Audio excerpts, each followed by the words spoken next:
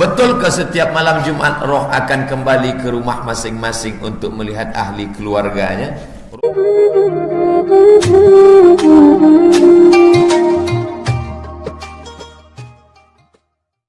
Saya nak tanya, oleh kerana saya mengalami sakit lutut, saya tak dapat sembahyang sebagaimana orang biasa. Saya cuma tegak duduk di atas kerusi. Masalah saya, betul ke sembahyang saya? Semasa qiyam saya berdiri, semasa rukuk duduk, semasa sujud saya duduk di atas kerusi dan saya bungkuk kepala. Saya lihat Pak Ustaz ada orang sembahyang macam saya, dan ada semasa rukuk dia duduk terus di atas kerusi kemudian membungkuk sedikit. Mana satu yang betul? Dulu masa saya belajar di Kahera tahun 1998 dengan sampai 2002, 4 tahun. Saya tengok masjid di Kahera, kerusi-kerusi di dekat dinding sebelah kiri, ada 3-5 kerusi lagi di dinding sebelah kanan. Maknanya orang yang tak boleh tegak, dia buat kerusi di tepi-tepi, dia tak bawa kat tengah. Dulu 15 tahun lampau. Sekarang bulan 8 lepas, bulan Ogos saya ke Kahera, tidak ada lagi kerusi di samping kiri, tak ada kerusi kanan. Di mana? Di belakang 3 saf kerusi semua. Maknanya selepas 15 tahun orang sakit kaki di Kahera makin banyak. Dulu 3-5 sebelah, sekarang 3 saf, semuanya dibuatkan saf belakang, kerusi panjang. Semua orang-orang tua, orang sakit lutut, orang sakit kaki tegak. Di awal takbiratul ihram sama tegak semua. Jadi bukan dari start dah duduk. Di awal tu tegak semua. Bila boleh tegak? Allahu Akbar. Ikutkan imam baca iftitah, baca Fatihah, baca ayat. Lepas itu manakala rukuk, bila masih boleh rukuk dia ikut rukuk. Bila tak boleh rukuk, itulah dia duduk. Allahu Akbar. Barulah dia duduk. Sami Allahu liman hamidah. Allahu Akbar. Ada yang sujud, dia turun ke bawah sebab dia duduk di kerusi kerana dia tak boleh duduk tasyahud sahaja.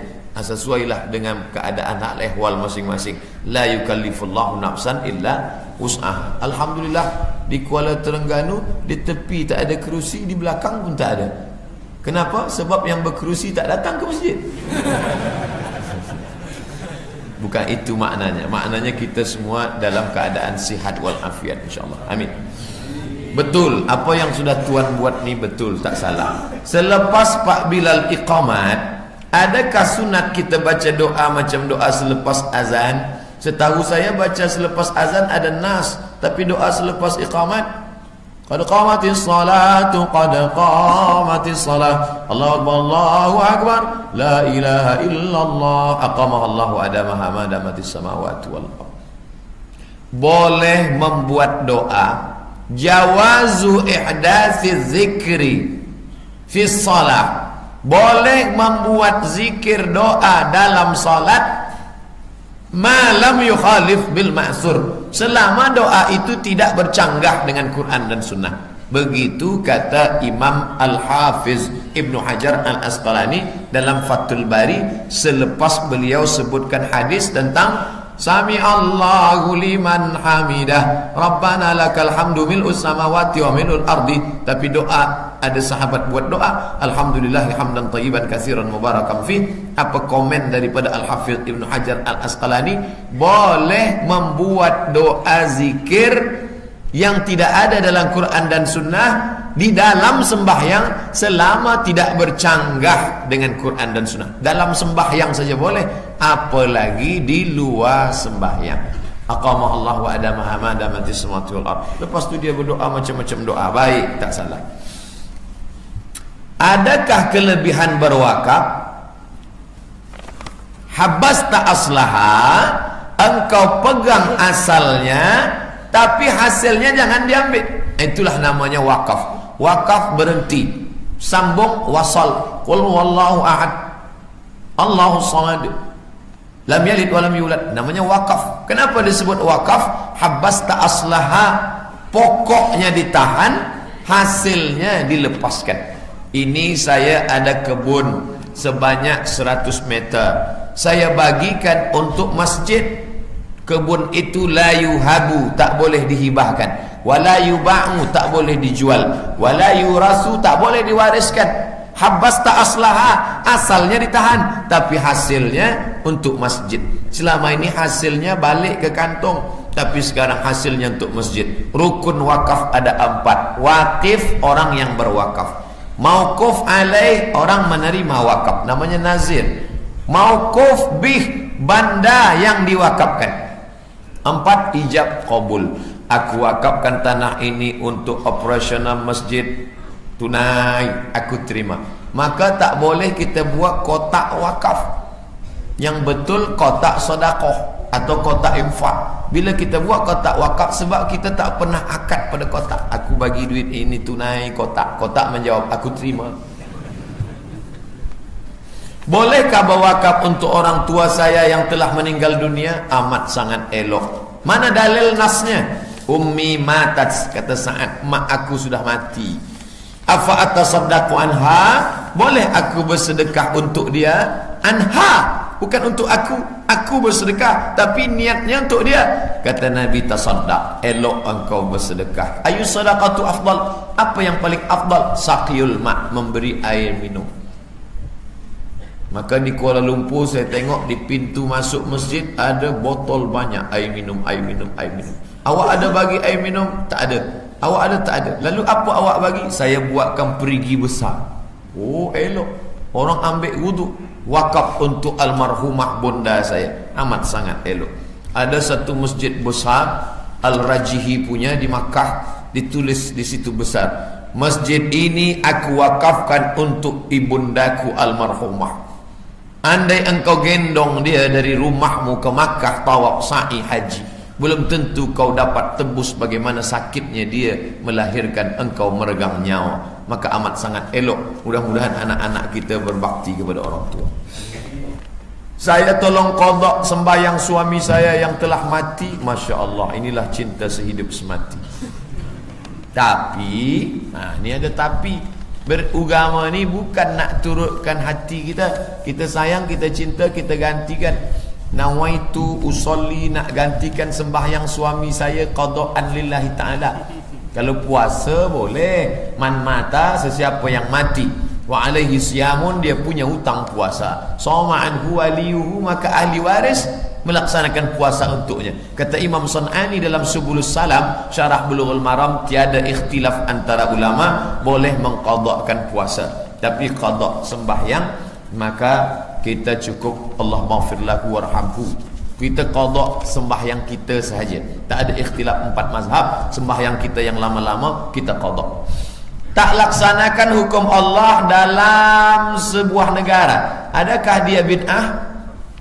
Wa man lam yahkum bima anzalallahu fa ulaika humul kafirun. Wa man lam yahkum bima Allah fa ulaika humuz zalimun. Wa man lam yahkum bima Allah fa ulaika humul fasiqun. Oh, kalau begitu Ustaz Somad ni zalim lah, kafir lah, fasik lah. Saya tak ada kuasa. Saya tak ada kuasa. Tapi bila kita ada kuasa, maka kita tegakkan. La yukallifullahu nafsan illa wus'aha. Tarekat itu bid'ah kah? Tarekat itu cara. Cara apa? Cara mengingat Allah. Bacalah Quran. Bacalah Quran. Cara membaca Quran macam mana? Saya tak tahu cara baca Quran. Sebab Nabi tak ada ajarkan cara baca Quran. Hai orang beriman, bacalah Quran. Cara baca Quran, kami di Riau, saya tak tahu di Kuala Terengganu macam mana cara baca Quran. Kami cara baca Quran, alif di atas, alif bawah, i alif depan, u a i u. Di Jawa lain. Kalau di Jawa alif fathah, alif kasrah, i alif dhammah, u a i u. Tak sama. Itu cara. Nah, ingatlah Allah, ingat Allah. Cara ingat Allah macam mana? Datang Syekh Bahauddin An-Naqsyabandi, caranya begini-begini, maka disebut tariqah Naqsyabandiyah. Datang Abdullah Syattari, caranya begini, sebut cara Syattariyah, tariqat Syattariyah. Datang Imam Syazili, caranya begini, tariqat Syaziliyah. Ini adalah ijtihad ulama dalam hal mengingat Allah. Maka bila dia ada silsilah nasab, boleh kita terima, disebut dengan tarekat mu'tabarah. Tapi bila tak ada sanad, tidak mu'tabar, mursyidnya tak alim. Mursyid pun kadang tak sembahyang. Mursyid apa tak sembahyang? Saya sembahyang di Masjidil Haram. Takkan sembahyang di Masjid Taqwa Durian Burung. Ustaz Somad, mursyid kami tak sembahyang. Kata dia sembahyang Masjidil Haram, tak pernah sembahyang Jumaat. Itu batil, tak betul. Jangan ikut. Tapi bila mursyidnya alim, Syekh Abdul Halim Mahmud, Syekh Azhar, mursyid tarekat Syaziliyah, baik, tak salah. Dalam hidup perlukah selalu terlalu syadid? Syadid tak syadid ni berilmu. Bagi orang tak sembahyang, dia menengok orang sembahyang tu syadid. Ayo kita sembahyang. Awak janganlah terlalu syadid. Apa sembahyang? Yang penting kita baik. Maka syadid tak syadid ilmu. Bila menurut ilmu kita mesti berbuat baik, buat. Orang kata kita ekstrim, seluruh orang kata kita syadid, ekstrim. Tidak kata Allah, tidak kata Rasulullah, maka tidak. Jangan ikut cakap orang banyak. Wa in tuti aksara man fil ardi yudilluka an sabilillah. Bila kau ikut cakap orang banyak, mereka hanya akan menyesatkan engkau daripada jalan Allah. Betulkah setiap malam Jumaat roh akan kembali ke rumah masing-masing untuk melihat ahli keluarganya? Roh itu tempatnya 3. Yang baik-baik illiyin, yang jahat-jahat sijin. 3, Allah kuasa mengembalikan roh masuk ke dalam jasad untuk menerima azab atau merasakan nikmat, dan Allah kuasa memperjalankan roh. Ini masuk yang ketiga. Adapun dia datang balik ke rumah, tidak ada dalam hadis, tapi ada disebutkan para ulama dalam pendapat mereka. Apakah dapat diterima? Boleh. Apa salahnya? Maka kita kirimkan bacaan Yasin, kita bacakan Qul Huwallah, kita hadiahkan pahalanya. Tapi bila ada salah satu dari cucunya kemasukan, akulah nenek datuk engkau, itu tak betul. Sebab roh tak masuk ke dalam badan.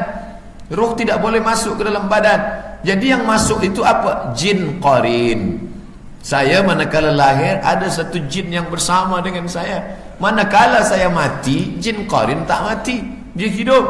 Nanti ada budak kecil masuk, Assalamualaikum warahmatullahi. Orang tanya, awak ni siapa? Aku Abdul Somad daripada Riau.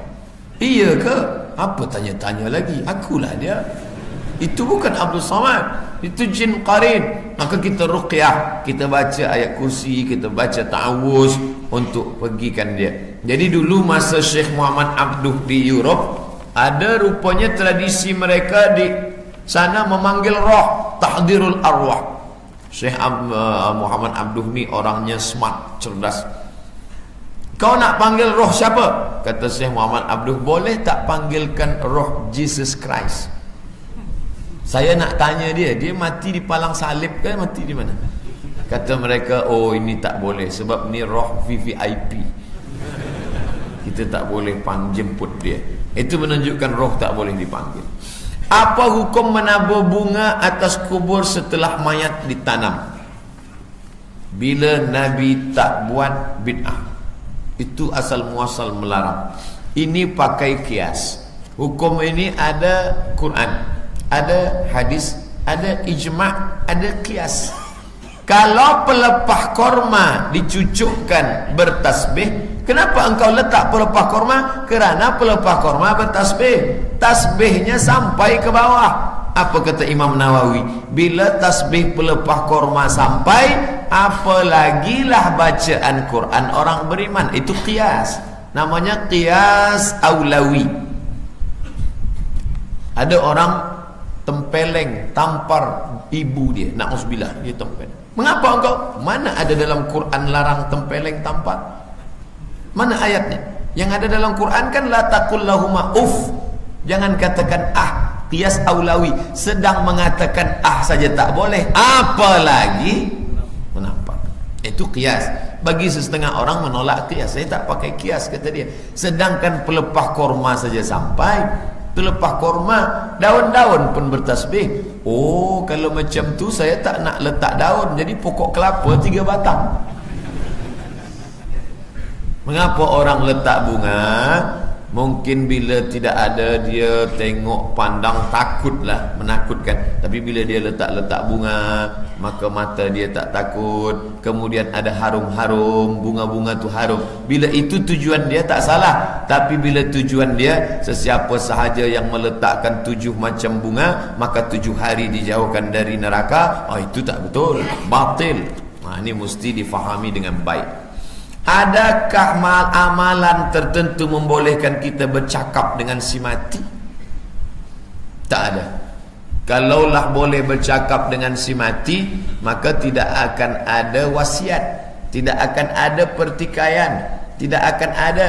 Kalaulah boleh kita pesan, kita request, kita minta nak bercakap dengan mati, maka tidak perlulah musyawarat. Sahabat Nabi di Saqifah Bani Sa'idah, selepas Nabi meninggal dunia, siapa yang mesti dijadikan sebagai penggantinya? Tak perlu bermusyawarat untuk mengangkat antara Abu Bakar atau Umar atau Sa'ad bin Ubadah, panglima perang dari suku Aus. Bahwa melihat Nabi dalam mimpi, ya, man ra'ani fil manami, sesiapa yang melihat aku dalam mimpi, faqad ra'ani, dia sudah melihat aku. Lianna syaitana la yatamatsalu bi, kerana syaitan tak boleh menyerupai aku.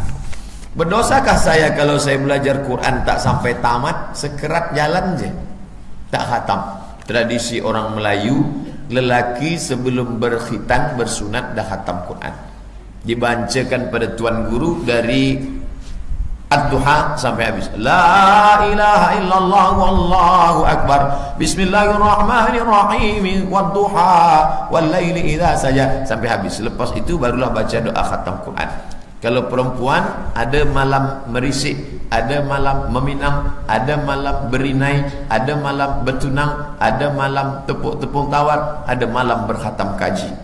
Apa maknanya? Melayu, satu hembusan nafas, Melayu adalah Islam. Maka bila sudah disebut Melayu, pastilah pakaiannya Islam, pastilah isinya Islam. Maka tradisi yang baik-baik ini kita teruskan. Adapun yang setengah, jangankan membaca, mendengar saja dapat rahmat. Wa idza quri'al Qur'an, kalau ada orang baca Quran, fastami'u lahu, dengar baik-baik, wa ansitu, diam, la'allakum turhamun, dengar saja, dapat apa lagi baca. Tapi jangan sebab saya sampaikan dengar, oh kalau gitu saya berhenti baca, dengar ajalah. Dengar ni anak tangga paling bawah, lepas dengar baca, khatam, lepas baca pahami maknanya, lepas pahami maknanya amalkan, lepas amalkan ajarkan. 5 tangga Quran.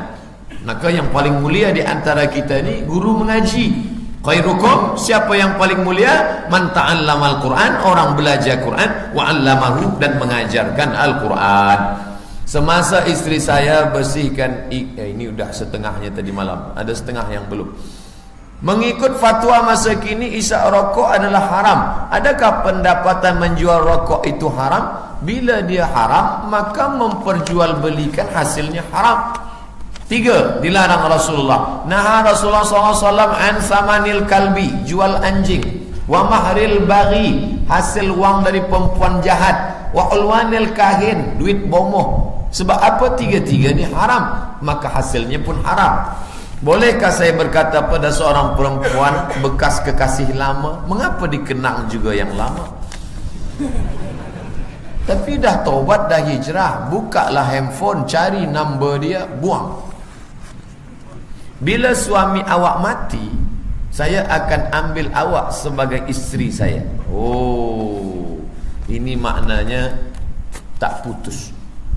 Maka kita tak boleh. Sebab ini pertama mendoakan yang tak baik. Yang kedua, jangan lagi bila kita dah taubat kita masih ikat-ikatkan yang lama. Buang, buang jauh. Tapi bahawa takdir berkata mati laki dia, kita jumpa di tengah jalan, itu namanya rezeki lah. Tapi sengaja kita tunggu-tunggu, kita doakan pula, kita cakap bila suami kau mati, tengoklah. Itu tak betul. Ada tuntunan dari Nabi, perempuan berjamaah di masjid, lebih-lebih lagi pada bulan Ramadan kerana sembahyang tarawih. Baca buku saya 30 fatwa Ramadan, download free di Play Store. 30 fatwa Ramadan. Saya ambil fatwa Syekh Yusuf Al-Qaradawi. Di situ dianjurkan perempuan ke masjid boleh, apalagi ada tazkirah, suami ada, anak ada, beramai-ramai. Baca buku itu. Ramai orang perempuan Islam pergi buat rambut atau potong rambut kedai orang kafir. Boleh apa tidak? Mereka akan tengok aurat kita dan dia ceritakan pada suaminya. Maka aurat perempuan sesama perempuan berbeza dengan sesama muslimah dengan yang bukan muslim. Sebab apa? Tapi sama perempuan, dia tidak amanah, dia akan ceritakan hal ehwal kita. Maka carilah yang muslimah. Bolehkah perempuan memakai tudung yang terlalu banyak sangat hiasan dan kerlip-kerlipan? Perempuan ini sifatnya ingin diperhatikan, maka tak boleh memukulkan kaki. La yadribna bi arjulihinna, jangan pukulkan kaki ke lantai. Sebab apa? Sebab di pangkal kaki dia pasang gelang berbunyi. Bila dia berjalan di sini, maka semua mata tak lagi memperhatikan Ustaz Samad, semua tengok dia kerincing. Dia pakai tinggi ke atas, macam asnimatil bukhti, macam punuk onta naik ke atas. Bila hanya setakat dia ikat rambut sebab rambutnya panjang, tak apa. Tapi sampai dia buat besar, semua mata tertuju pada dia. Maka dikiaskan pada itu. Janganlah pakai yang melampau berlebih-lebihan. Biasa-biasa sahaja. Engkau akan diperhatikan orang kerana akhlakmu, bukan kerana pakaianmu. Seorang pemuda sudah 2 kali seorang pemuda sudah 2 kali, saya tak boleh baca. 2 kali sakit. Terus yang teruk, tetapi masih tidak insaf. Seorang pemuda 2 kali sakit teruk tapi masih juga tidak insaf. Maknanya selepas matilah. Sebab orang bila dibagi Allah ujian tak ada iktibar, itu maknanya khatamallahu ala qulubihim wa ala sam'ihim wa ala absarihim. Yang pertama kali gelap ni mata hati, selepas itu masuk ke telinga, selepas itu mata. Habislah. Summum bukmun umyun fahum la yaqilun.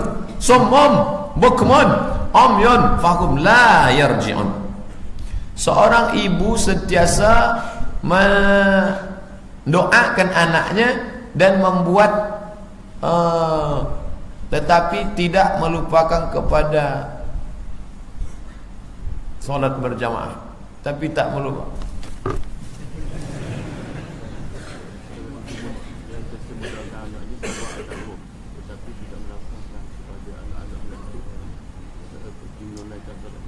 Seorang ibu selalu mendoakan anaknya, tapi tak ada suruh anaknya solat berjamaah. Ini ibu takut. Inilah contoh ibu takut. Sebab dia hanya doakan saja, ya Allah. Ibu mesti bicara. Saya umur 40 tahun, ibu saya masih hidup, umur dia 70 tahun, tapi dia tak pernah takut pada saya. Walaupun saya ustaz, dia panggil saya Mat. Dia tak pernah panggil saya ustaz, panggil Mat saja. Mat, sini. Kau jangan sakiti hati orang, kau jangan tipu orang, kau jangan. Jadi ibu jangan pernah takut. Kenapa kita takut? Surga dia di bawah tapak kaki kita. Apa kata orang Melayu? Dari kecil terlonjak-lonjak, sudah besar terbawa-bawa, sudah tua terubah tidak. Kalau hendak membentuk buluh, biarlah dari rebung. Semasa rebung itulah mudah kita nak bentuk dia. Jadi tunjuk, ajar Melayu. Tangan menunjuk, mulut mengajar. Tak boleh berhenti. Bila kita berhenti, kiamat pun tiba. Kertas terakhir. Saya nama, saya tak nak sebut nama. Umur 53 tahun. Sudah hampir 13 tahun saya mengalami gangguan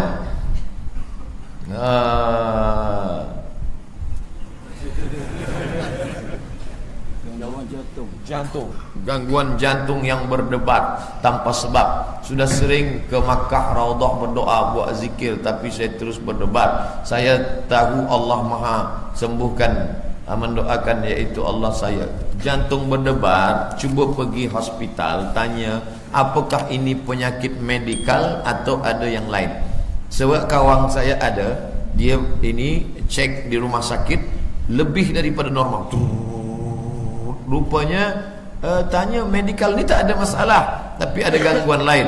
Maka ruqyah kita sendiri, baca qul huwallahu 3 kali, qul a'udzu falaq sekali, qul a'udzu binnas sekali, al-fatihah sekali, pangkal al-baqarah 5 ayat sekali, ayat kursi sekali, ujung al-baqarah lillahi ma fis samawati 3 ayat sampai habis. Baca selepas solat subuh, hembuskan ke tapak tangan, sapu ke muka, sapu ke kepala, hembuskan ke air, lepas tu airnya diminum. Sisa baki air itu dimandikan untuk menghalau segala hantu segala macam. Selepas itu pula berzikir, beli tasbih, zikir di jantung sebelah kiri. Mulut menyebut, hati mengingat, la ilaha illallah, la ilaha illallah, la ilaha illallah. Kalau khusyuk pejam mata, la ilaha illallah, la ilaha illallah, la ilaha illallah. Awal-awal sekali 100, lepas tu tambah agak 300, lepas tu tambah agak 1000, lepas tu tambah agak banyak-banyak, lepas tu tambah. Saya jumpa tuan guru, sudah tua. Saya tanya, tuan guru, ya, berapa sehari berzikir? Apa sikit? Betul, kata saya, 5,000. Betullah dia cepat, la ilaha illallah, la ilaha illallah, la ilaha illallah, la ilaha illallah, la ilaha illallah, la ilaha. Kalau datang macam-macam datang dalam zikir itu, jangan ikutkan. Tanya tuan guru, saya datang macam ini, ustaz, ya, malam tadi manakala saya dan isteri saya lepas berzikir, kami pun tidur, saya tengok cahaya terang pada bahagian wajah isteri saya. Apa tu? Isteri kamu sedang buka handphone. Kenapa orang baru berzikir dia kata cahaya datang, apa datang? Ustaz, ya, saya ni dah ikut zikir. Lepas tu apa? Manakala saya berzikir, semua yang ada di balik dinding saya boleh nampak. Tamu yang akan datang ke rumah saya boleh tahu. Apa ni ustaz? Bila tirai tersingkap, namanya kasyaf. Saya boleh tahu nampak ada puan di balik tirai sebab tersingkap, namanya kasyaf. Tapi kasyaf ada dua, satu kasyaf ilahi, satu kasyaf syaitani. Saya tanya jujur, jangan bohong, ya, lepas boleh tengok apa di balik dinding, tahu tamu datang, makin ingat Allah kah atau makin lupa Allah?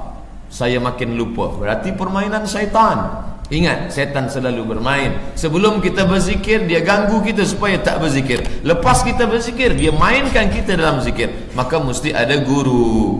Man la syaikha lahu, siapa yang tak berguru, fasyaitanu syaikhuhu. Mudah-mudahan kita sihat. Ala hazihin niyah. Al-Fatihah. Jangan lupa subscribe, like and share.